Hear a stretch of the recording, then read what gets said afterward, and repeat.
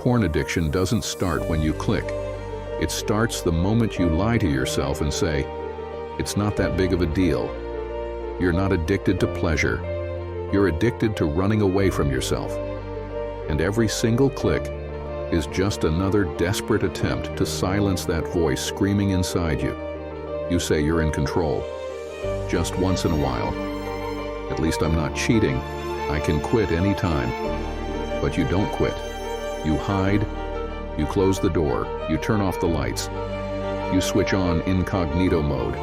And then you surrender again to the same cycle you swore you'd break after this one. But the thing that brings you relief is the same thing that's slowly weakening you. With every click, a part of you kneels, not before a woman, a guru, but before a system designed to keep you distracted, weakened, and numb. You call it pleasure. But at this point, it's submission. Try going a week without it.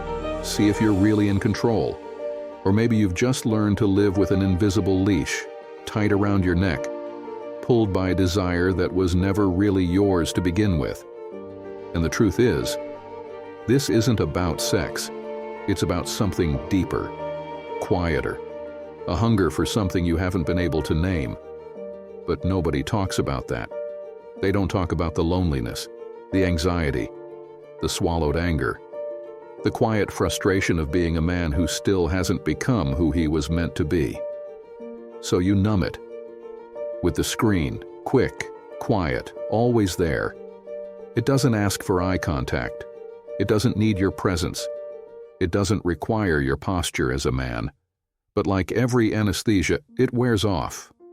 And when it does, it leaves side effects.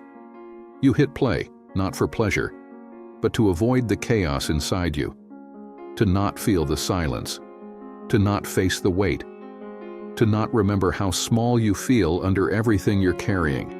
You're not trying to climax. You're trying to forget. Forget that you feel like a failure. Forget that no one taught you how to lead.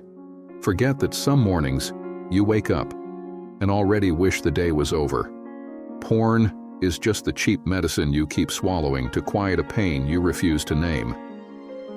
But too much of any medicine becomes poison. And the more you numb yourself, the more numb you become. Until one day, you wake up and you don't feel anything. And that is when the real damage begins. You start getting used to the shame, used to the weight, used to the silence.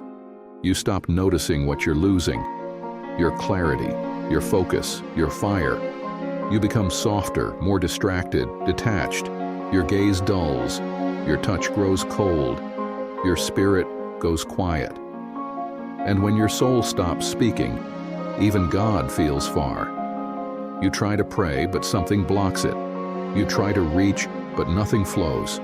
It's like there's glass between you and heaven. And the terrifying part? You learn to live with it. You learn to laugh with that weight on your back, to work with that knot in your throat, to sleep with that leash still pulling at your neck.